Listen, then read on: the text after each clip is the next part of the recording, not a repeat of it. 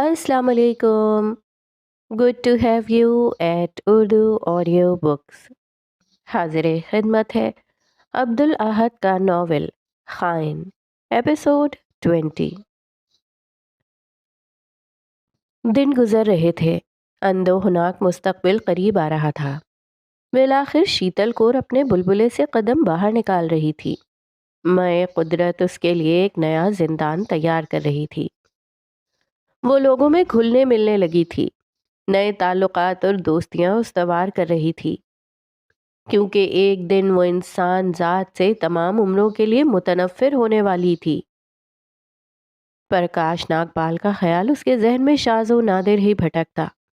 जब कभी पुराने वक्तों की जहरीली यादें दिल को सताती, तो वो ये सोचकर उसे बहला देती कि गुलाब फातिमा की छाँव में वो इन तमाम तीर, खंजर और भालों से महफूज थी जो उसकी तरफ उछाले जाएंगे।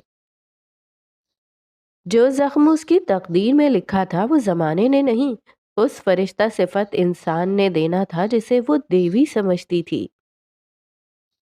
तुम्हारे बापू से बिलाशुबा संगीन गलती हुई है। हमें यकीन है इस गलती का खुमियाजा वो लाजमी भुगतेंगे। एक दोपहर गुलाब फातिमा ने चमने गुलाब में शीतल कौर से कहा।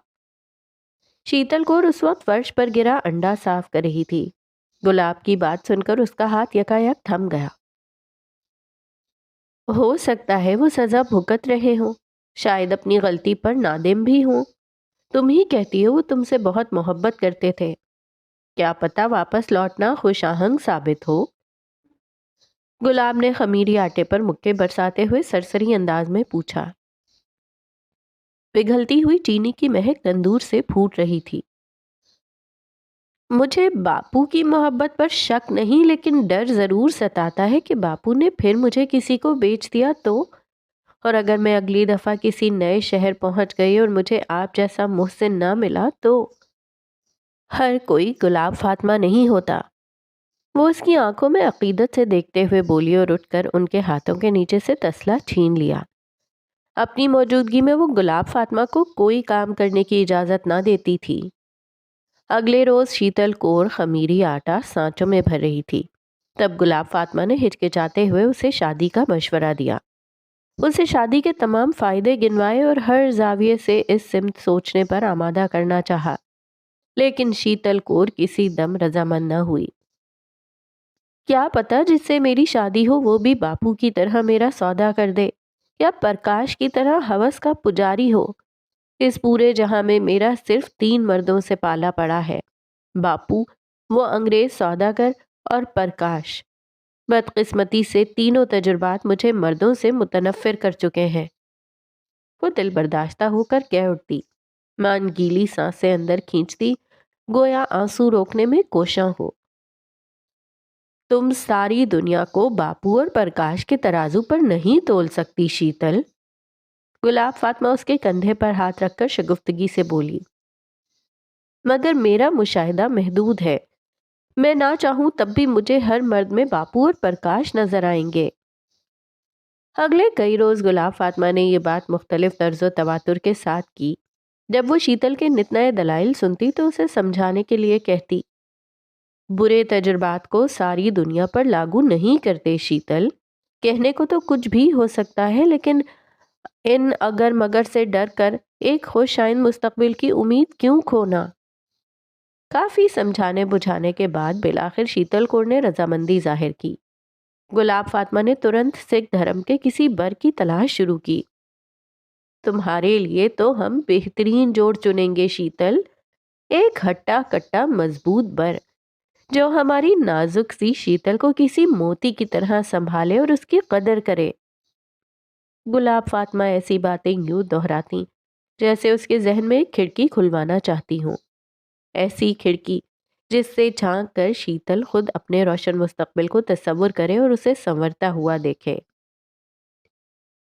लेकिन आने वाले वक्तों में यही खिड़की वो खुद अपने हाथों से बंद करने वाली थी। वो दोनों एक दूसरे में यूं मगन हुई कि भुला बैठी कोई प्रकाश नागपाल नामी आदमी भी वजूद रखता है। वो सुबह सवेरे हाथों में हाथ डालकर चमने गुलाब आती, گاہکوں کی آمد سے قبل کونا کونا چمکاتی اور تمام لوازمات کی تیاری کرتی۔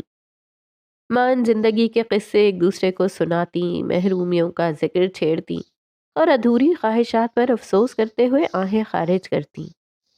گلاب، فاطمہ اور شیتل بظاہر ایسے اٹوٹ بندھن میں بندھ چکی تھیں جس کی ڈور مکڑی کے جالے سے زیادہ مضبوط تھی۔ مکڑی کا جالا بھی ایک نہ ایک دن آندھی کے سامنے اپنی ہار تسلیم کر ہی لیتا ہے۔ گلاب، فاطمہ نے غور کیا کہ چمن گلاب کا رش رفتہ رفتہ کم ہونے لگا ہے۔ پہلے تو اس نے اسے اتفاق جان کر نظر انداز کیا۔ ایک روز محض 8 گاہکوں کی آمد ہوئی تب اسے یقین آ گیا کہ ان کے خلاف سازش رچی جا چکی ہے۔ اسی کشمکش میں ایک روز گلاب، فاطمہ نے اپنی پڑوسی فرزانہ کا رخ کیا۔ گلاب فاطمہ کو دروازے کی چوکھٹ پر پا کر فرزانہ کی رنگت زرد پڑ گئی۔ اس کے اعصاب منتشر ہوئے اور وہ گلی میں نظریں گھمانے لگی۔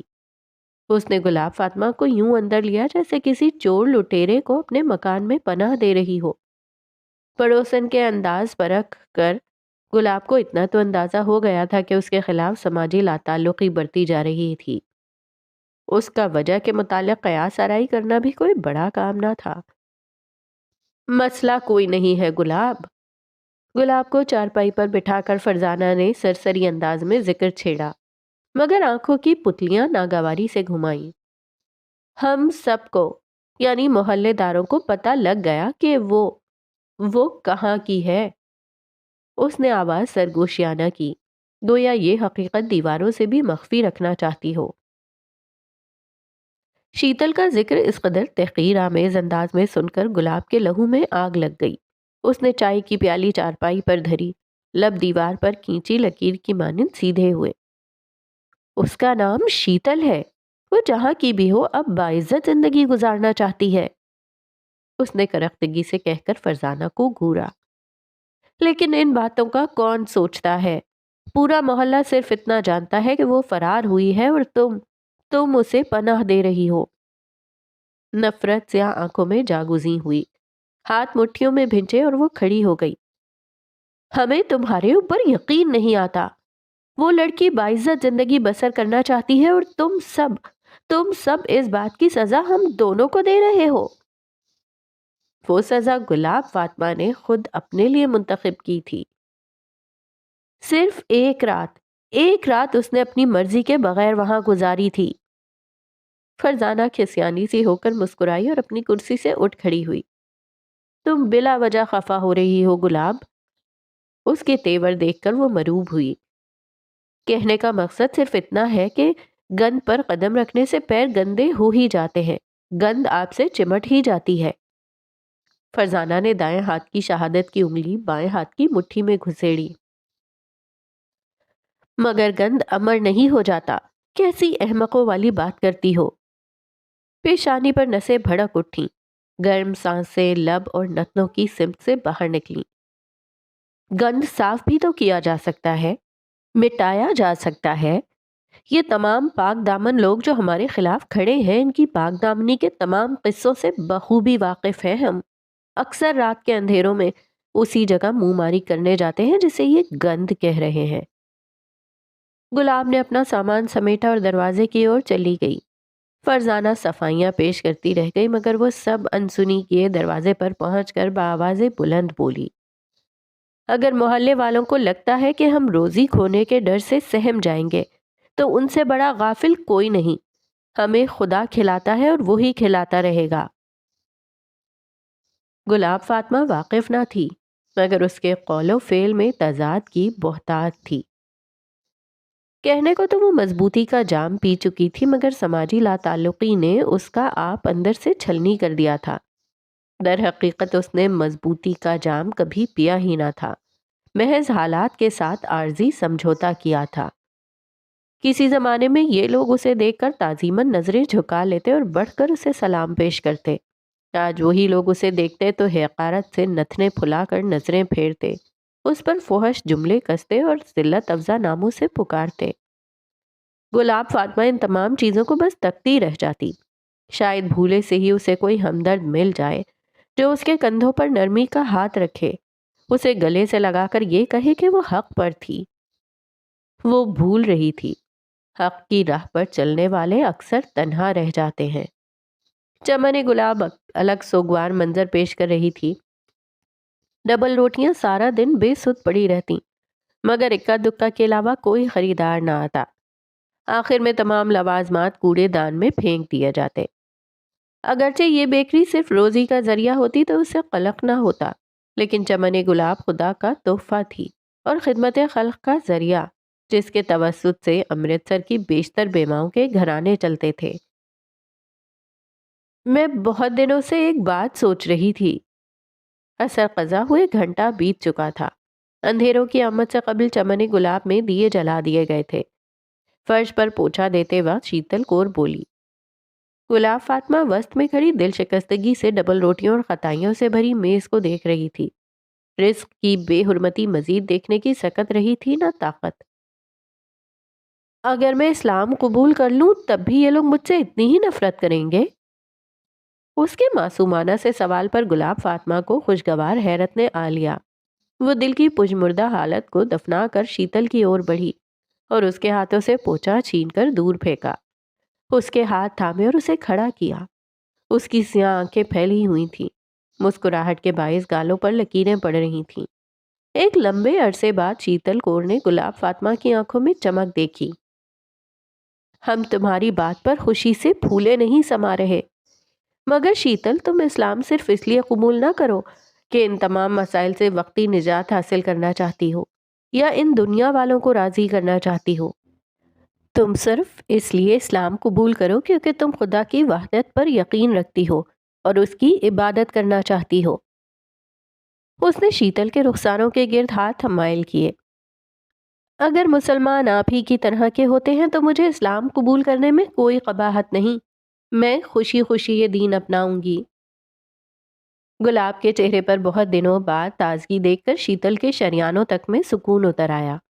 اگر اس کے دھرم اپنانے سے گلاب فاطمہ کے مسائل حل ہو سکتے ہیں تو وہ کیوں کر یہ قدم نہ اٹھائے؟ اچھا، پھر ہم بہت جلد امام صاحب کو پیغام بھیجیں گے اور ہم تمہارے لیے ایک مسلمان بر ہی تلاش کریں گے۔ شیتل، تم نہیں جانتی ہم تمہارے لیے کتنا خوش ہیں۔ تم نے ہمارے دل کی وہ خواہش پوری کی ہے جو ہم زبان پر لانے سے کترا رہے تھے۔ گلاب نے بازو پھیلا کر شیتل کور کو اپنی آغوش میں لے لیا۔ پھر ہم نے اسے سمجھایا کہ جھوٹ نہیں کہنا چاہیے۔ اگر کسی کا سامان بنا پوچھے اٹھا لیا ہے تو اسے بتا دینا چاہیے۔ الگ صبح سورج کی نرم و ملائم کرنیں صحن میں ہر سمت پھیلی ہوئی تھیں۔ شاخوں سے لٹکتے پتے ہوا کے حملوں پر ہولے ہولے جھوم اٹھتے۔ گلاب فاطمہ پلنگ پر بیٹھی تھی۔ اس کے سامنے پشت کی زمین پر بختیار بیٹھا تھا۔ وہ ہتیلی میں بوتل سے تیل نکال کر اس کے گھنے سیاہ بالوں میں مل رہی تھی۔ بختیار آنکھیں بند کیے ماں کے لمس میں پناہ ڈھونڈ رہا تھا۔ تمہیں کیا لگتا ہے، کیا وہ تمہاری بات مانے گا؟ گلاب فاطمہ نے دھیمی آواز میں پوچھا۔ ہمیں اس بات سے غرض نہیں اماں، بختیار کا لہجہ پرسکون تھا۔ ہماری ذمہ داری تھی اسے نصیحت کرنے کی، اس پر عمل کرنا نہ کرنا اس کی اپنی مرضی ہے۔ گلاب فاطمہ کے لبوں پر دھندلی مسکان ابھری۔ اس نے بختیار کے بالوں میں ملائمت سے انگلیاں پھیریں۔ تمہارے والد اگر زندہ ہوتے تو شاید اس وقت تمہاری باتیں سن کر انہیں بہت خوشی ملتی۔ گلاب نیم کے درخت کو تکتے ہوئے گمسم لہجے میں بولی۔ بختیار نے اپنا رخ اس کی جانب موڑا۔ ماں کی آنکھوں میں خالی وسعت در آئی۔ پرانے غم نے پھر سانسیں لیں۔ کچھ غم مٹائے نہیں مٹتے، ہر زخم مرہم قبول نہیں کرتا اور بعض مرض لا علاج ہوتے ہیں۔ وہ بالکل تمہاری طرح ایک ہوش باش رکھنے والے انسان تھے۔ اس نے نم آنکھوں کے سنگ اس کے گالوں پر تیل میں لدے ہاتھ لگائے۔ تمہیں دیکھ کر ہی تو ہم زندہ ہیں۔ تم ان کے وجود کا ایک تسلسل ہو۔ تم ہو تو ہم ہیں۔ گلاب نے جھک کر اس کی پیشانی پر لب رکھے۔ کبھی اپنی ماں کو تنہا مت چھوڑنا۔ بختیار نے مسکرا کر ماں کے دونوں ہاتھ اپنے ہاتھوں میں لیے۔ وہ بھول رہی تھی کہ وہ آزمائی جائے گی۔ تم جیسی غلیظ عورتیں جہنم کی آگ کا ایندھن بنیں گی۔ ایک دن کسی راہ گزر نے اسے دیکھ کر تانا کسا۔ وہ بظاہر معمول کی طرح بے نیازی سے چلتی رہی، مگر باطن میں واقع وقار اور مرتبے کی محرابیں منہدم ہو گئیں۔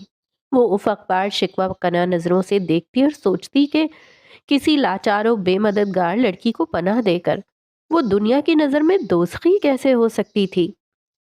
وہ غافل ہو رہی تھی۔ نیکیاں خدا کے لیے کی جاتی ہیں، خلق خدا کے لیے نہیں۔ وہ چمن گلاب پہنچ کر گہری سانسیں لینے لگی۔ دروازہ ٹھپ سے بند کرتے ہوئے پشت اس پر ٹکائی۔ آنکھوں سے رفتہ رفتہ آنسو ٹوٹ پڑے۔ اپنی ذات کے پسماندہ ہونے کا خیال شدت سے دل و دماغ پر وار کرے تو انسان کسی اپنے کو یاد کرتا ہے، سو اس سمے فاروق صاحب یاد آ رہے تھے۔ وہ یقیناً اس کی خاطر سارے جہاں سے لڑ جاتے اور اس کے آنسو رخساروں میں جذب ہونے سے پہلے ہی اپنی پوروں میں جذب کر لیتے۔ وہ بھول رہی تھی کہ دنیا کے ہر بندھن سے بالا تر وہ بندھن ہے جو عبد و معبود کے مابین قائم ہے۔ یک بارگی اس کی نگاہ فرش پر پڑی۔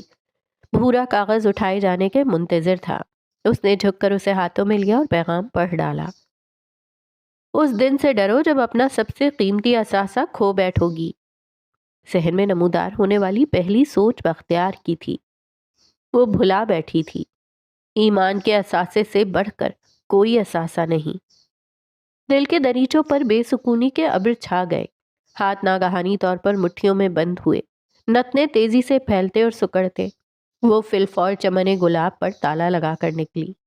واپسی کی راہ پر اسے ہر طرح کی انہونی کا اندیشہ ہوا۔ بختیار اس کی زندگی میں جلنے والا واحد شمعدان تھا، جس کے بجھ جانے پر وہ فنا ہو جائے گی۔ اس کے وجود پر معمولی سی خراج بھی اس کے لیے سینکڑوں کوڑوں کے برابر تھی۔ اس نے والہانہ پن کے ساتھ گھر کا دروازہ واہ کیا۔ بختیار اس کے سامنے ہی کھڑا تھا۔ وہ لپک کر اس کے چہرے کو دیوانہ وار ٹٹولنے لگی، پھر اس کے بازوؤں کا معائنہ کرنے لگی۔ اسے بے خراش پا کر وہ پھوٹ پھوٹ کر روتے ہوئے اس کے گلے سے لگ گئی۔ وہ جانتی نہ تھی، مگر وہ کمزور پڑ چکی تھی۔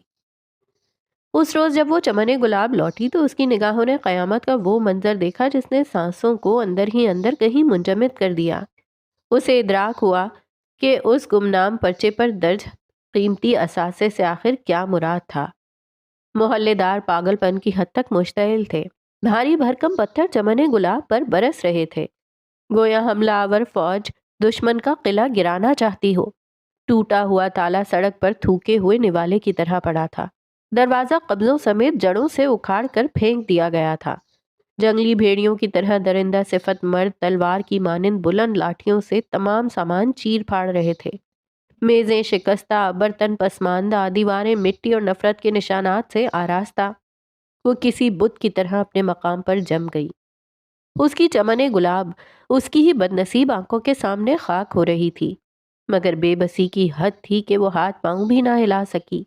یہ وہ چمن گلاب تھی جسے اس نے برسوں کی ریاضت، جان گسل محنت اور بے پایاں محبت سے کھڑا کیا تھا۔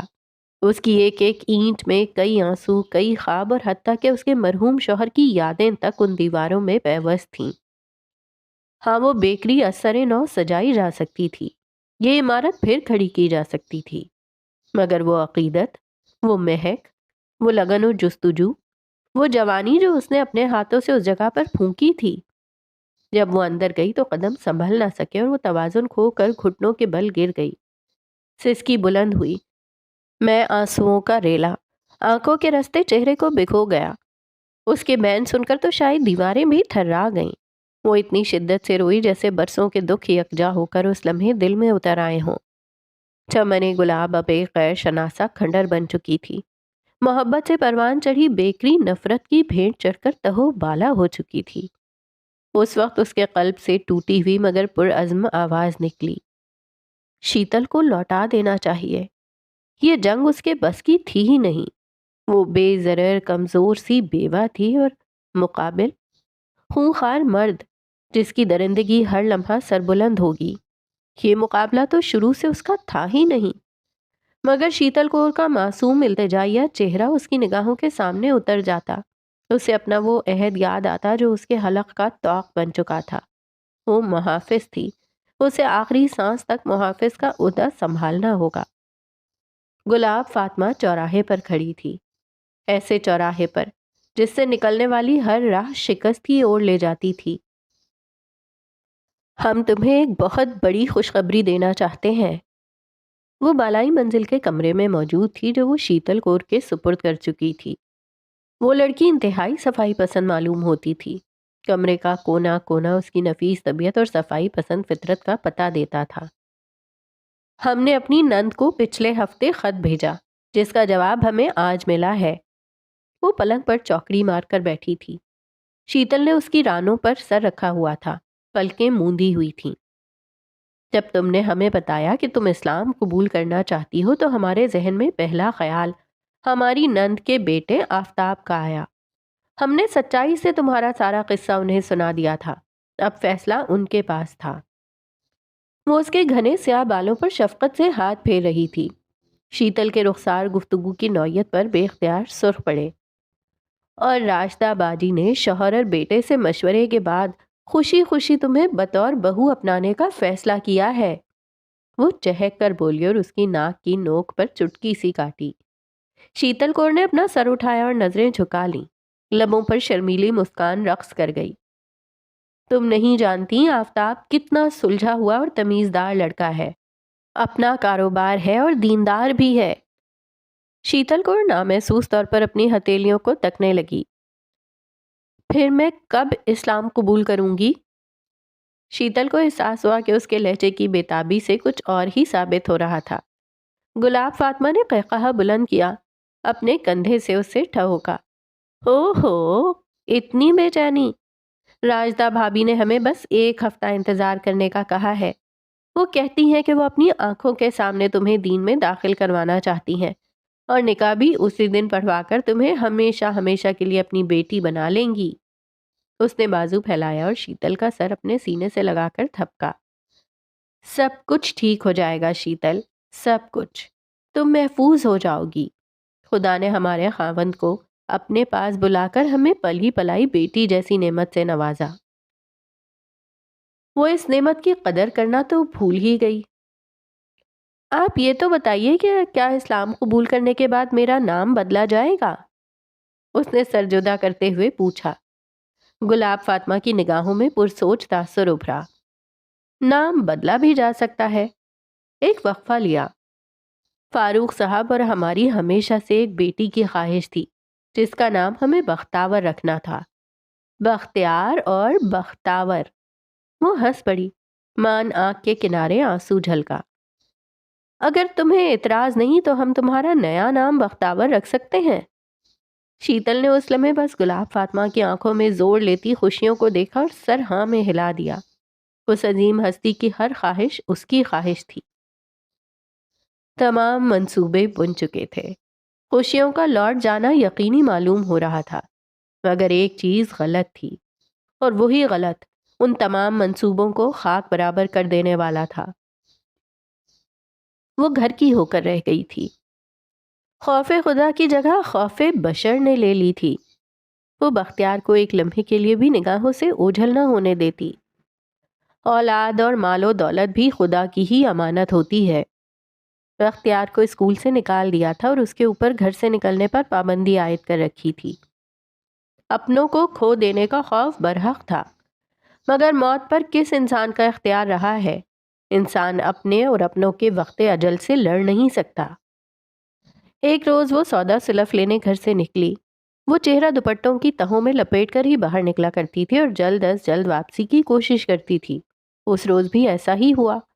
وہ چاول اور چینی کی تھیلیاں لیے گھر لوٹی، مگر گھر کو ہر ہلچل سے پاک پایا۔ ہاتھوں سے تھیلیاں چھوٹ گئیں۔ وہ بآواز بلند بختیار کو پکارنے لگی، مگر نہ بختیار نے کسی پکار کا جواب دیا، نہ شیتل نے صدا بلند کی۔ ایک لمحے کے اندر گلاب فاطمہ کی ساری دنیا الٹ گئی۔ مامتا پر کاری ضرب لگی۔ وہ دیوانہ وار گھر سے باہر نکلی اور محلے داروں کے در کھٹکھٹائے، مگر یہ ظالم سنگ دل لوگ جو نیکی کے علمبردار بنے پھرتے تھے، پڑوسی کے فرائض فراموش کیے اس لاچار ماں کی ہر صدا نظر انداز کر گئے۔ فرزانہ کے علاوہ کوئی اس کی مدد کو نہ آیا۔ فرزانہ اسے بازوؤں میں لپیٹ کر واپس گھر لے آئی اور تفصیلی احوال پوچھا۔ جواباً گلاب فاطمہ نے بختیار کی گمشدگی کی بابت بتایا۔ ہمارا بختیار، ہمارا بختیار! وہ چھت کو تکتے ہوئے بیان کرتی اور اپنا سینہ پوری قوت سے پیٹتی۔ وہ کہیں نہیں ہے، کہیں بھی نہیں فرزانہ، میرا بختیار واپس لا دو۔ چند گھنٹوں میں اس کا آوے کا آوا بگڑ گیا تھا، جسم ڈھانچہ بن گیا تھا، بال بکھر چکے تھے اور آنکھیں سرخ۔ وہ بارہا گھر کی دیواروں کو تکتی، گویا وہ اس کی بہترین غم گسار ہوں۔ گزرے زمانے میں فاروق صاحب سے جدائی کے وقت بھی یہی دیواریں تھیں جن کے سایوں میں اس نے کئی خاموش آنسو بہائے۔ یہ دنیا والے نہ پہلے اس کے تھے نہ اب ہوں گے۔ انسان تنہائی میں غموں کا بوجھ سنبھالتا ہے۔ میں نے سرتاج سے کہا ہے پولیس میں شکایت درج کروانے کا۔ فرزانہ اسے دلاسا دینے کے لیے ہر ممکنہ کوشش کر رہی تھی، مگر گلاب کسی دم نہ سنبھلتی۔ وہ سوز و گداز کی مسخ شدہ تصویر بنی ہوئی تھی، پورا جسم سن پڑ گیا تھا، ہاتھ ڈھیلے چھوڑے ہوئے تھے۔ وہ دل ہی دل میں دعا کر رہی تھی کہ اسے بھی موت نصیب ہو جائے اور وہ صبح کا سورج طلوع ہونے سے قبل مٹی میں دفن ہو جائے۔ بختیار کے بنا ایک لمحہ گزارنا یوں تھا جیسے وہ ایسی عمارت سے کود جائے جس کی بلندی لامتناہی ہو، اور وہ روز حشر تک موت اور زندگی کے درمیان باریک ڈور پر ننگے پیر معلق رہ گئی ہو۔ یکبارگی دروازے پر کھٹکھٹاہٹ ہوئی۔ دن بھر کسی دستک کی خواہاں ماں کے بدن میں بجلی سی قوت بھر گئی۔ آنسو تھمے اور قدم خود بخود زمین پر کھڑے ہوئے۔ وہ کسی تلسماتی کیفیت میں دروازے کا سفر طے کر رہی تھی۔ آس پاس کی ہر شے اس کے لیے صفر ہو گئی تھی۔ تمام منظر دھندلا گئے تھے اور دل کی دھڑکنیں اس قدر بلند کے کان سن ہو گئے تھے۔ اس نے ایک ہی جست میں دروازہ وا کیا۔ آنکھوں کے سامنے بختیار کا چہرہ دیکھ کر اسے لگا کہ وہ کھڑے کھڑے وفات پا جائے گی۔ وہ بازو پھیلائے بختیار سے لپٹ گئے اور اس کے کندھے پر سر رکھے بے طرح رو دی۔ میرا بچہ بختیار! اس کی بلکیوں نے ساری گلی کو اپنی لپیٹ میں لے رکھا تھا۔ فرزانہ نے پیچھے سے اس کی پیٹھ سہلائی۔ وہ بختیار سے جدا ہوئی اور اس کے چہرے کے گرد ہتھیلیاں جمائیں۔ اس کے بھووں کے قریب زخم تھا اور آنکھوں کے نیچے گہرا نیل۔ گلاب فاطمہ کی روح کپ کپائی۔ وہ بختیار کو پرکھنے میں اتنا مگن ہو گئی کہ اس کے بازو میں کھڑی شیتل پر نگاہ کرم تک نہ ڈالی۔ وہ بختیار کو بازو میں لپیٹ کر اندر لے آئی اور اسے پلنگ پر لٹایا۔ اس کے بازوؤں پر بھی نشانات تھے۔ اس کی مرہم پٹی کرتے سمے اس کے چہرے کو لاتعداد مرتبہ چوما، اس کی ہتھیلیوں کو اپنے ہاتھوں میں لیا اور اس کے بازوؤں کو ٹٹولا، جیسے یقین کرنا چاہ رہی ہو کہ وہ سچ میں اس کی آنکھوں کے سامنے سانسیں لے رہا تھا۔ شیتل وہ منظر دور سے ملاحظہ کر رہی تھی۔ دماغ میں کچھ ناگوار خیالات ابھر رہے تھے، مگر وہ انہیں جھڑک کر دفن کر دیتی۔ یہ ناگوار خیالات وہ اذیت ناک حقیقت تھی جسے وہ جھٹلا رہی تھی۔ کہاں چلے گئے تھے؟ مرہم پٹی کرتے وقت اس نے خفگی سے دیکھتے ہوئے پوچھا۔ شیتل کی گردن بے اختیار شرم سے جھک گئی۔ چاندنی آنکھوں میں مجرموں سی ندامت تھی۔ اماں، شیتل نے کہا تھا اسے ہوا کھانی ہے۔ آپ نے اسے اکیلے جانے سے منع کیا تھا تو ہم ساتھ چلے گئے۔ راستے میں کچھ لڑکے اسے چھیڑنے لگے اور گالیاں دینے لگے۔ میں نے ان کی ٹھکائی کی تو انہوں نے مزید لڑکے بلوا لیے اور مجھ پر ٹوٹ پڑے۔ پھر شیتل مجھے بڑی مشکلوں سے چھڑوا کر لائی۔ گلاب فاطمہ کا پاؤں پر پٹی باندھتا ہوا ہاتھ تھما، گردن اٹھی اور آنکھیں پوری کی پوری کھلیں۔ کئی ساعتوں کے لیے چہرے پر تناؤ سا چھایا۔ شیتل دل تھام کر اس کے مڑ کر دیکھنے کا انتظار کرنے لگی کہ شاید وہ عورت اسے بے اتنائی سے دیکھے گی اور آنکھوں کے اشارے سے سارے معاملے میں قصوروار ٹھہرائے گی، مگر گلاب فاطمہ نے اسے دیکھنا تک گوارا نہ کیا۔ نہ جانے کیوں، اس عورت کا نہ دیکھنا اسے اور بھی برا لگا۔ وہ سر چھپاتے بالائی منزل چلی گئی۔ احساسات اپنوں پر جتائے جاتے ہیں، اور اس واقعے نے یہ ثابت کر دیا تھا کہ شیتل کور گلاب فاطمہ کے لیے کچھ تھی ہی نہیں۔ ہم نے کہا تھا کہ تمہیں کہیں نہیں جانا، اگر تمہیں کچھ ہو جاتا تو ہم تمہاری فرقت کا غم برداشت نہیں کر پائیں گے بختیار۔ وہ اس کے ہاتھوں کو آنکھوں سے لگائی، پھر رو دی۔ بختیار نے اٹھ کر ماں کی گردن اٹھائی اور اس کے ہاتھوں کو چوما۔ ہم کہیں نہیں جا رہے تھے، مگر شیتل کی ضد کے آگے ہمیں ہار ماننی پڑ گئی۔ گلاب فاطمہ کے سر پر کسی آفت ناگہانی کا گھڑیال بج اٹھا۔ اس کے چہرے کی نرمی و گرمی زائل ہوئی، سیاہ آنکھوں میں کٹھور ٹھنڈ ابھری۔ وہ آج کل بہت خاموش خاموش سی رہتی ہے۔ ہم نے تو سوچا تھا چند گھڑی کی سیر اچھی ثابت ہوگی، وہ ویسے بھی چند روز بعد رخصت ہونے والی ہے، خواہ مخواہ اس کا دل دکھ جائے گا۔ پشت پر کھڑی فرزانہ کا ہاتھ لبوں کو پہنچا۔ بظاہر گلاب فاطمہ خاموش رہی، مگر دل میں پہلی مرتبہ شیتل کے لیے گہری رقابت اود کر گئی۔ جس کو اس نے پورے ہوش و حواس میں اپنایا۔ وہ جیسے جیسے اس کے پٹی زدہ جسم کو دیکھتی، اس کے ذہن میں مجرم کے تصور پر شیتل کا چہرہ ابھرتا۔ بختیار چند گھڑی بعد نیند کی دوا کے زیر اثر سو گیا۔ فرزانہ اور گلاب فاطمہ اسے اکیلا چھوڑ کر باہر آ گئیں۔ گلاب فاطمہ گم سم سے عالم میں صوفے پر بدن ڈھیلا چھوڑ کر بیٹھی تھی۔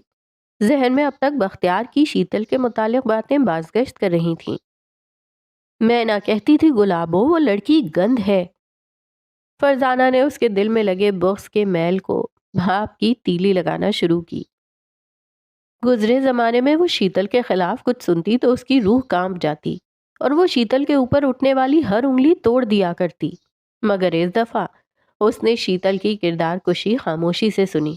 خیانت کی پہل کی جا چکی تھی۔ چاہے ایک دن ہی اس جگہ رہی ہو، اس کے لچھن وہی ہیں۔ تمہارا بیٹا آج صرف زخمی ہے، کل کو…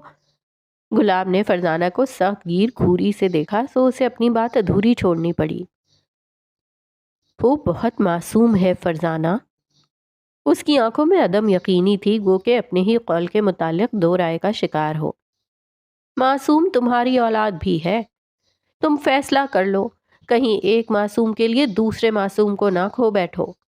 شیتل چلی جائے تو شاید غم برداشت کر لوگی، مگر بیٹے کا غم تم جھیل نہ پاؤ گی۔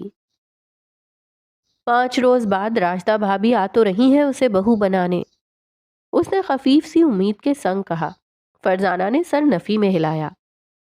کیا تمہیں لگتا ہے کہ اس کی رخصتی کے بعد وہ غنڈہ موالی تم لوگوں کا آسانی سے پیچھا چھوڑ دے گا؟ وہ چبا چبا کر بولی اور دوپٹہ درست کیے اٹھ کھڑی ہوئی۔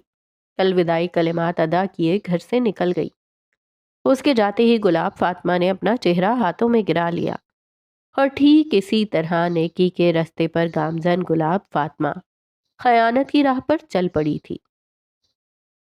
جاگ جاؤ، اندھیرا اندھیرا اور صرف اندھیرا، گویا کوئی خلا ہے، دنیا و ما فیہا کی ہر شے سے ایک لامحدود فاصلے پر تعینات۔ خاموشی، گہری اور جان کا وہ خاموشی کے اپنی سانسوں کی آواز ہی کانوں کا پردہ پھاڑ رہی تھی۔ وہ گردن گھما رہی تھی تاکہ اس کل اندھیرے میں روشنی کی کوئی کرن تلاش کر سکے۔ اس لمحے ایک نقطہ برابر روشنی بھی اس کے بے قابو دل کو راحت پہنچانے کے لیے کافی تھی۔ خدا کے لیے جاگ جاؤ۔ اس کا پورا آپ پسینے میں شرابور تھا، جسم کا پٹھا پٹھا تھکان میں اس قدر لتھڑا ہوا تھا کہ اسے اپنا بدن محسوس ہی نہ ہو پا رہا تھا۔ وہ تھک ہار کر اسی خلا میں اپنے بازو پھیلائی جسم ڈھیلا چھوڑنے کے درپے تھی کہ یکبارگی دور کہیں روشنی کا ایک ہالہ نکلا۔ ایک نقطے سے شروع ہونے والا روشنی کا یہ ہالہ رفتہ رفتہ بڑھتا چلا گیا۔ اس کے شریر میں جان بھر گئی اور اعصاب سرمست ہو گئے۔ روشنی کا ہالہ قریب ہوتا گیا اور بالآخر اس کے عین سامنے آ پہنچا۔ جاگ جاؤ، کیونکہ جاگ جانے میں ہی تمہاری نسل کی خیر و عافیت ہے۔ یکبارگی روشنی کا ہالہ سرمئی سے دھوئیں کی لپیٹ میں آ گیا۔ وہ آنکھیں چھوٹی کیے اس عجیب طرز کی اشکال اختیار کرتے مرغولے کو دیکھنے لگی جو اپنے پیچھے یکے بعد دیگرے نئے رنگ پھیلا رہا تھا۔ رنگ اول سفید تھا۔ وہ آنکھیں مزید چھوٹی کیے اس منظر کو جذب کرنے لگی۔ یہ سفید رنگ کفن کا تھا۔ گلاب فاطمہ کے جبڑے تن گئے اور لب واہ ہوئے۔ بس، اب اور نہیں، اب اور نہیں۔ اسے روشنی کے حالوں کی کوئی حسرت نہ تھی۔ وہ گھڑی نحوست بھری تھی جب اس نے روشنی کی خواہش کی۔ اسے اندھیرے منظور تھے، اسے اندھیروں میں غرق رہ جانا گوارا تھا۔ اس لمحے اسے گمنامی عزیز تھی، مگر وہ منظر خدارا نظروں سے اسی لمحے دور ہو جائے۔ سر اٹھاؤ اور جاگ جاؤ، کیونکہ تم مستقبل سے انجان ہو۔ حالہ پھیلتا گیا اور وہ منظر واضح ہوتا گیا۔ وہ کفن میں لپٹا ایک وجود تھا۔ وہ آنکھیں بند کر لینا چاہتی تھی تاکہ اس کے چہرے کو کبھی دیکھ نہ سکے، مگر یک لخت اسے وہ چہرہ نظر آ گیا۔ وہ معصوم چہرہ جس کے لب نیلے پڑ چکے تھے، جس کی رنگت کسی زمانے میں کھلی کھلی ہوا کرتی تھی، اب زرد پڑ چکی تھی۔ اس کی صاف کشادہ پیشانی پر خون کا باسی داغ تھا۔ وہ چہرہ اس کے لختے جگر بختیار کا چہرہ تھا۔ اور تم نہ جاگیں، تم نے دیر کر ڈالی، تم نے اپنی بربادی کی داستان خود لکھی۔ گلاب فاطمہ کی آنکھ کھلی اور وہ ہانپتی ہوئی اٹھ بیٹھی۔ اس کا پورا جسم پسینے میں نہایا ہوا تھا اور دل بری طرح مچل رہا تھا۔ اس نے سر ہاتھوں میں گرایا اور بستر کے قریب رکھی میز پر ہاتھ مارے، پانی کا گلاس ہاتھوں میں لیا اور گٹا گٹ پی گئی۔ وہ چند ثانیے خالی نظروں سے کسی غیر مرئی نقطے کو تکتی گئی۔ نیند جیسے تمام عمروں کے لیے اڑ چکی تھی۔ وہ آنکھیں بند کرنے سے ڈر رہی تھی کہ کہیں پھر سے وہ منظر اس کے سامنے نہ آ جائے۔ وہ دنیا جہاں کا ہر درد سہ سکتی تھی، مگر بختیار سے جدائی وہ کسی خواب میں بھی نہیں جھیل سکتی تھی۔ اس نے گردن موڑی اور کھڑکی سے باہر جھانکا۔ سفید روشنی افق کو چیر کر سورج کی آمد کا پرزور اعلان کر رہی تھی۔ اس فجر میں اس نے بالآخر ایسا فیصلہ لیا جو اس کی نیک نامی کا سورج ابدیت تک غروب کرنے والا تھا۔ راہ خائن پر گامزن گلاب فاطمہ نے خیانت کو اپنے اصل کے طور پر اپنا لیا تھا۔ ناز ٹوٹ کر بکھر رہے تھے، کسی آبگینے کی طرح۔ وقار اور مرتبے کی کھوکھلی عمارتیں ڈھہ رہی تھیں۔ کیا وعدوں کی کوئی وقت، کوئی حیثیت نہیں ہوتی؟ کیا ضمیر کو بیچ دینا انسان کے لیے اس قدر باسہولت ہوتا ہے؟ کیا انسان اپنی بقا کے لیے یوں ہی معصوم انسانوں کو واصل آگ کر دیتا ہے؟ سیڑھیوں پر کھڑی گلاب فاطمہ اس وقت خود کو کسی چوراہے پر محسوس کر رہی تھی۔ اس دنیا سے متنفر، زندگی سے روٹھی ہوئی لڑکی کے لیے سرود نو بننے والی گلاب فاطمہ، جس کی شان میں زمین آسمان کے قلابے ملاتے شیتل کور کی زبان نہ تھکتی تھی، جس کی برائی بیان کرتے سمے وہ دل کا گوشہ گوشہ خالی کر دیتی تھی، جس کی خدمات اس کے لیے روز اول سے مقرر کردہ فرض کی مانند ٹھہری تھی۔ کیا وہی گلاب فاطمہ آج اسے ایسی بے وسعت جہنم میں جھونک سکتی تھی جس سے بچاؤ کے وعدے وہ سینہ سپر ہو کر کرتی رہی تھی؟ خائن جل جاتا ہے خود کی لگائی آگ میں۔ اس کے ہی الفاظ اس کے سینے پر نشتر کی طرح کھب رہے تھے۔ وہ نم آنکھیں بارہا پہنچتی، سیڑھیوں پر بڑھتا ہر قدم ذہن میں ایک نئی چبھنے والی سوچ چھوڑ دیتا۔ دفتن شیتل کے کمرے کا دروازہ اس کی نظروں کے سامنے آ پہنچا۔ اس نے ترنت رخساروں کی نرمی انگلیوں میں جذب کی اور کمرے میں داخل ہو گئی۔ شیتل کور کمرے کے وسط میں گھٹنوں کے بل زمین پر بیٹھی تھی۔ گلاب فاطمہ کو وہ دن شدت سے یاد آئے جب وہ اس گھر میں نئی تھی۔ تب وہ کونوں تک محدود رہتی تھی، بازو اکڑا کر چلتی تھی، ہاتھ ہمہ وقت مٹھیوں میں بند رہتے تھے۔ طویل تگ و دو کے بعد اس نے اپنا حفاظتی کوچ اتارا تھا اور اس گھر کو اپنا گھر تسلیم کر کے اپنایا، مگر کس کے بھروسے؟ شیتل کڑھائی چوکھٹا لیے اس پر کوئی نقش بنا رہی تھی۔ شیتل نے بتایا تھا کہ جس روز باپو نے اسے انگریز کے حوالے کیا تھا اس روز بھی وہ کڑھائی کر رہی تھی۔ اپنا آپ انتہائی پلید معلوم ہوا۔ کیسی ہو؟ آواز ٹوٹی، آنسو تقریباً آنکھوں کی سطح پر پہنچ گئے۔ شیتل بمشکل مسکرائی۔ شیتل لب دراز کیے اٹھ کھڑی ہوئی۔ گزشتہ رات کی تلخی کو وہ سرے سے فراموش کر بیٹھی تھی۔ وہ عورت اس پر اس قدر مہربان تھی کہ اپنا سب کچھ گنوا کر بھی اس کو پناہ دے رہی تھی۔ وہ کیوں کر اس عورت سے نالاں ہوتی جبکہ وہ اس کے گھر میں چند ہی روز کی مہمان تھی؟ چند روز نہیں، چند گھڑیاں۔ شیتل قدم بڑھاتی گلاب فاطمہ کے عین مقابل پہنچی، گردن جھکا کر کڑھائی چوکھٹا گلاب فاطمہ کے حوالے کیا۔ گلاب فاطمہ کی انگلیاں لرزیں، اس کی آنکھوں کے سامنے کپڑے پر کند نقش واضح ہوئے۔ یہ میرا اب تک کا سب سے محنت طلب کام تھا۔ وہ مسکرا دی۔ سیاہ آنکھوں نے نمی کی چادر اوڑھ لی۔ اس کپڑے پر گلاب فاطمہ کا چہرہ تراشا گیا تھا۔ جب باپو نے مجھے بیچا تھا تب مجھے لگا کہ زندگی ختم، میں تنہا اکیلی ہوں۔ جس رات پرکاش میرے پاس آیا تھا اس رات میں نے سوچا تھا کہ اگر وہ اپنے ارادوں میں کامیاب ہوا تو صبح سویرے میں کھڑکی سے کود کر اپنی جان لے لوں گی۔ یہ سننے کی دیر تھی کہ گلاب فاطمہ نے کڑھائی چوکھٹا شیتل کی طرف بڑھایا۔ شیتل نے بنا سوال کیے اسے اپنے ہاتھوں میں لے لیا۔ لیکن آپ؟ ذرا سا وقفہ لیا، لبوں پر ممنون مسکراہٹ در آئی۔ آپ نے مجھے یقین دلایا کہ خون سب کچھ نہیں ہوتا، بعض رشتے محض انسانیت پر مبنی ہوتے ہیں۔ میں نے سالوں سے شاید حیوان ناطق تو دیکھے ہیں مگر انسان نہیں دیکھا، ایسا انسان جو انسانیت کے معنوں پر پورا اترتا ہو، سوائے آپ کے۔ آپ وہ پہلی انسان ہیں جو مجھے انسان لگی ہیں۔ اس نے نرمی سے گلاب فاطمہ کے ہاتھ تھامے اور عقیدت سے انہیں باری باری چوما۔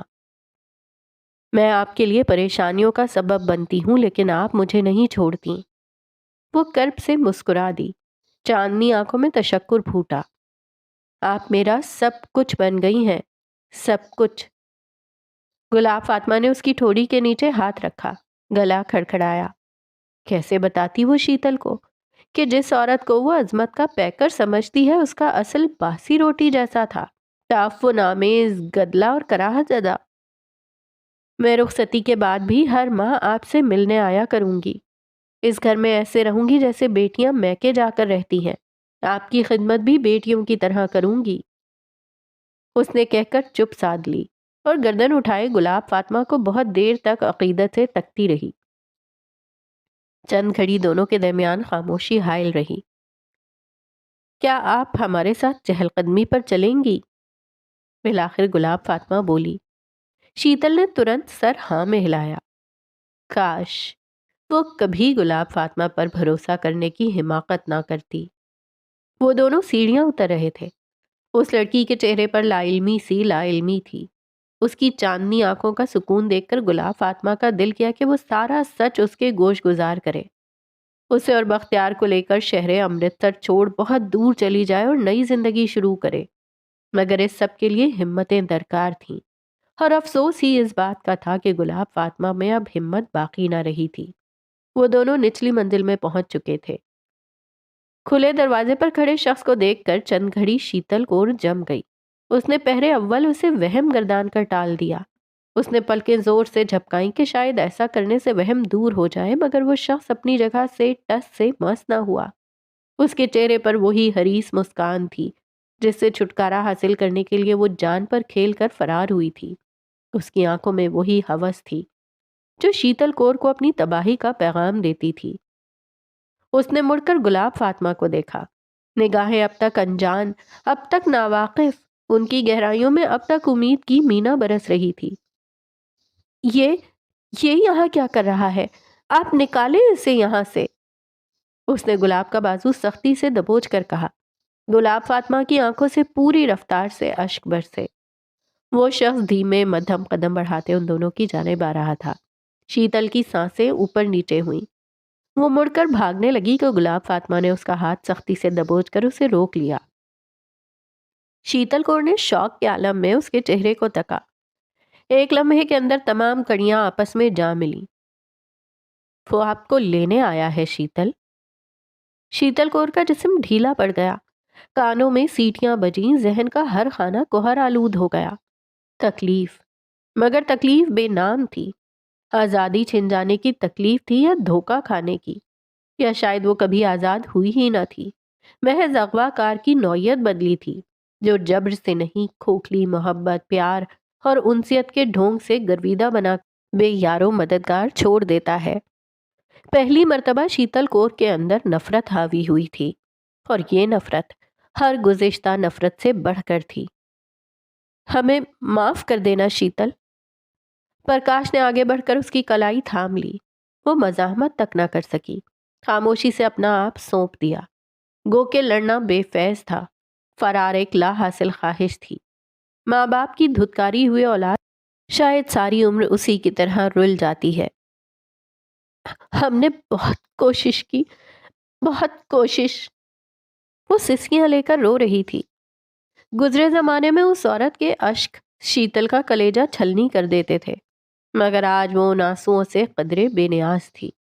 اسے ان آنسوؤں میں بھی مصلحت پسندی اور بے حسی کی رمق نظر آئی۔ پرکاش اسے دور لے جا رہا تھا۔ آپ صرف کمزور نہیں، آپ جھوٹی، بے ایمان اور دغاباز بھی ہیں۔ بالآخر وہ بول اٹھی۔ مان آنکھوں سے اشک برس پڑے۔ آپ ہی کہتی تھیں خائن جل جاتا ہے خود کی لگائی آگ میں۔ وہ پوری قوت سے چلائی۔ گھر کا دروازہ چند قدموں کی دوری پر تھا۔ گلاب فاطمہ نے بھیگی بصیرت کے سنگوں سے نظر اٹھا کر دیکھا۔ مجھے خدا پر ایمان نہیں رہا، لیکن اگر خدا حقیقت میں وجود رکھتا ہے تو میری دعا ہے کہ ایک دن آپ بھی جل جائیں اور آپ کو جلانے والی ذات میری ہو۔ اس کی آواز میں انتقامانہ جبلت جگمگائی۔ گلاب فاطمہ کی گردن پھر جھکی۔ आंसू टिप टिप बरसते गए, सीना हनूस जलता गया। एक वक्त आया कि शीतल कौर की सिसकियां उसके कानों में पड़ना बंद हो गईं। वो बहुत दूर जा चुकी थी। मैं आग हूं और आग मैं, शऊर से गाफिल करे जो, वैसी इख्तिरा हूं मैं। मंजिल दर मंजिल भटके जो, वैसी रूहे बेकरार हूं मैं। धोखे और फरेब के जाल बुने जो, वो मक्कार काजिब हूं मैं। अहदे वफा बांध कर वफा ना निभाए जो, मैं खाइन और खाइन मैं। अज़्म व इस्तकामत के गुलजार से उठान लेने वाली दास्तान पर बिलाखिर खयानत का ठप्पा लग चुका था। दस्तूरे दुनिया है, दास्तान खयानत खाइन की दुनिया उजाड़े बिना अपने अख्तिताम को नहीं पहुंचती। वो चाहे जिंदगी बिताने में इतना गर्क हो जाए कि अपनी खताओं को भुला बैठे, मगर उसकी खयानत कब्र के कीड़ों की तरह उसके ऊपर चिमटी रहती है। शमशान घाट सा वीरान कमरा अब इसी दुनिया का एक जीता जागता हिस्सा मालूम हो रहा था। उन सब में बख्तियार मुजाहिद की कैफियत सबसे अलग थलग और मुमताज थी। वो अपनी माँ को हैरत से नहीं, जांचती नजरों से घूर रहे थे, गोया उनकी बताई गई कहानी के मुतालिक शक में मुब्तला हूं। और उस दिन के बाद सब कुछ बदल गया। कई समातों के बाद उन्होंने सिलसिला कलाम जोड़ा। हम बेहद डर गए थे। उन्होंने बारी बारी हर चेहरे को तका। नजरें बिलाखिर बख्तियार पर ठहरी। इंसान पर पहली खता सबसे भारी होती है। वो हमारी पहली खयानत थी, हमारी पहली हक तलफी। डर जाना एक फितरी अमल था। नरक्षा ने कदम पीछे खसकाकर दीवार से पुश्त टिकाई। जिस औरत की ज़बान अदलो इंसाफ के चर्चों से हर वक्त पुर रहती थी, वही औरत एक मासूम वजूद की इस्मत दरी की वजह कैसे बन सकती थी? उनके दिमाग में गोया खून न पहुंच रहा था। सर हल्का फुल्का महसूस हुआ।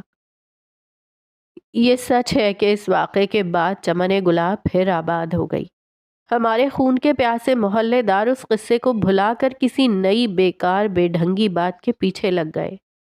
ये लोग जिनकी जिंदगियां खुद महरूमियों से भरी होती हैं और जिनकी जिंदगियों में कोई पुरमकसद तहरीक नहीं होती, वो इसी तरह की हंगामा खेज सरगर्मियों में जिंदगी ज़ाया करके ये समझते हैं कि कोई बड़ा मैदान फतह कर रहे हैं। यास्मीन गर्दन झुकाए पलके मीच कर खड़ी थी।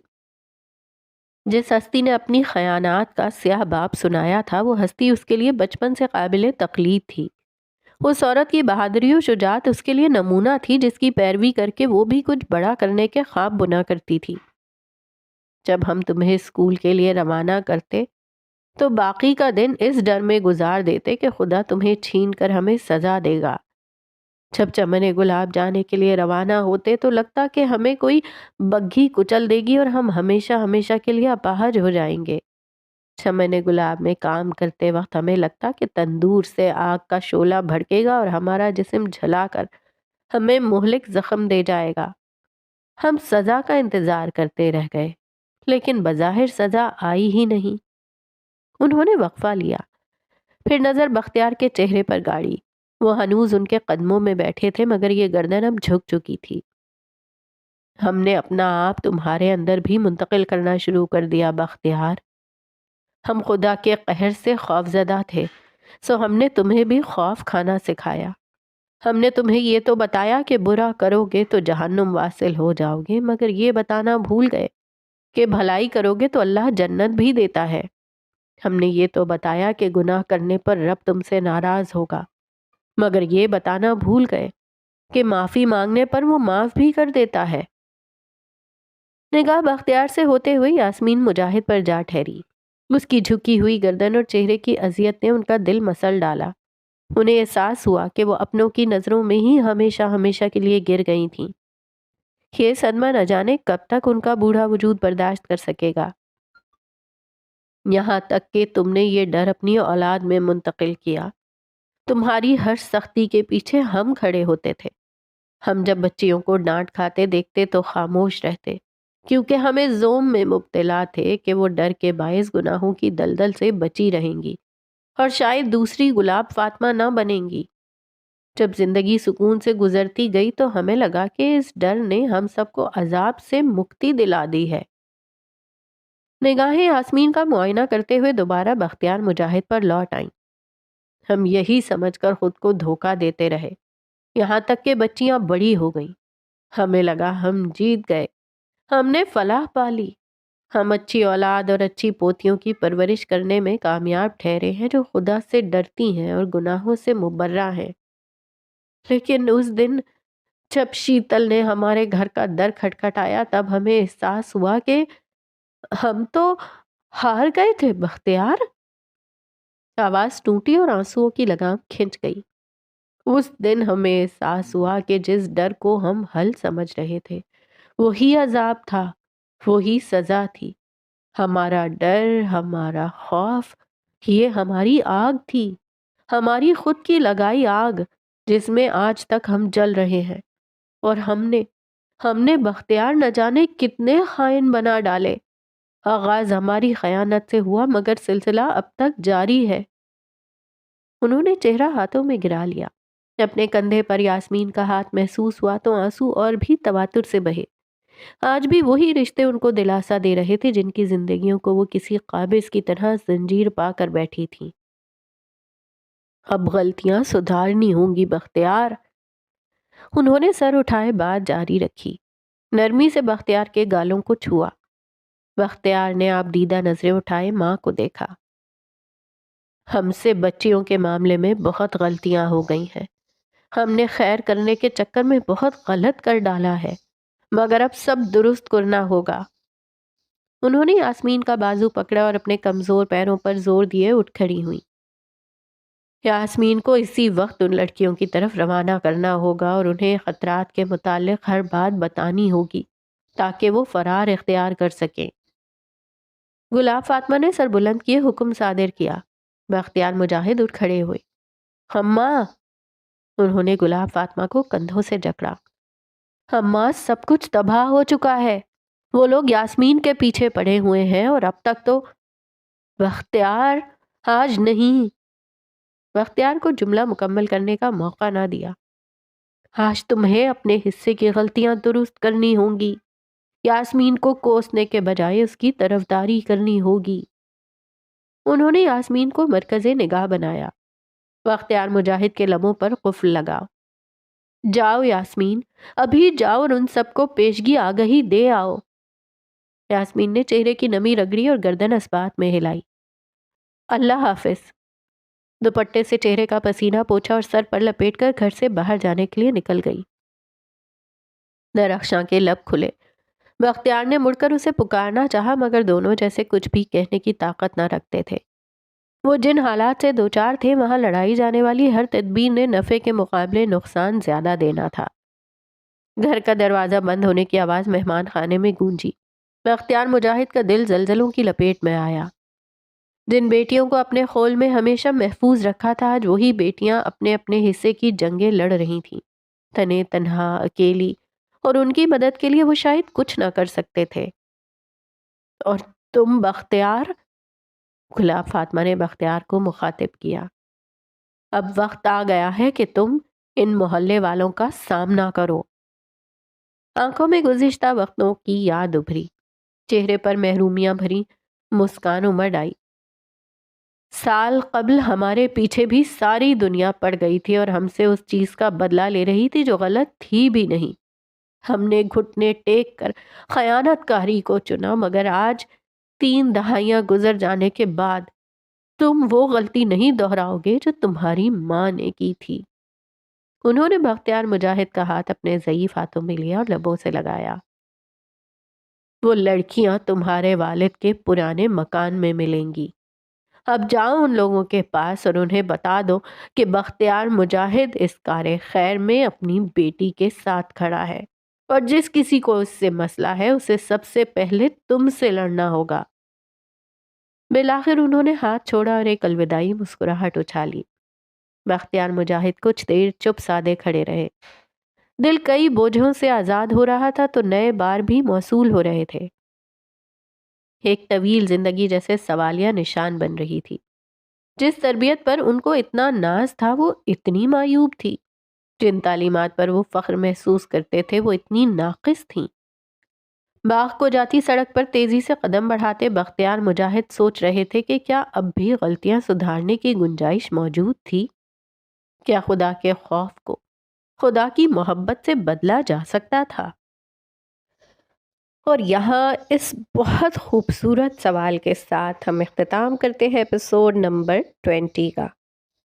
آگے یہ مسئلہ کیسے حل ہوتا ہے؟ بختیار مجاہد اپنی بیٹی یاسمین کی پشت پہ کھڑے ہوتے ہیں، اور کیا واقعی خدا کے خوف کو خدا کی محبت سے بدل پائیں گے یا نہیں؟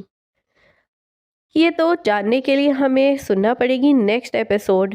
اور جیسا کہ آپ کو آواز سے اندازہ ہو ہی رہا ہوگا کہ پچھلے 2 دن سے ایپیسوڈ کیوں اپلوڈ نہیں ہو پائی، امید ہے کہ آپ اس چیز کو نظر انداز بھی کریں گے اور میری طبیعت کی بہتری کے لیے دعا گو بھی رہیں گے۔ تو انشاءاللہ تعالی ملتے ہیں نیکسٹ ایپیسوڈ میں۔ زیادہ بڑا ریویو یہاں پہ نہیں دے رہی ہوں کیونکہ اس جگہ اس موڑ نے مجھے خود بھی سٹک کر دیا ہے۔ میں خود بھی یہی سوچ رہی ہوں کہ کیا واقعی ایسا ہو پائے گا، اور کیا ہماری زندگیوں میں ایسا ہے؟ کیا ہم خدا سے ڈرتے زیادہ ہیں یا خدا سے محبت زیادہ کرتے ہیں؟ یہ سوال میں بھی سوچتی ہوں اور اس کا جواب میں آپ کو دوں گی نیکسٹ ایپیسوڈ میں۔ لیکن آپ مجھے کامنٹ کر کے بتائیے اس ایپیسوڈ کے اینڈ پہ کہ کیا آپ واقعی خدا سے ڈرتے زیادہ ہیں یا خدا سے محبت زیادہ کرتے ہیں؟ آپ کے جواب کی منتظر۔ اللہ حافظ۔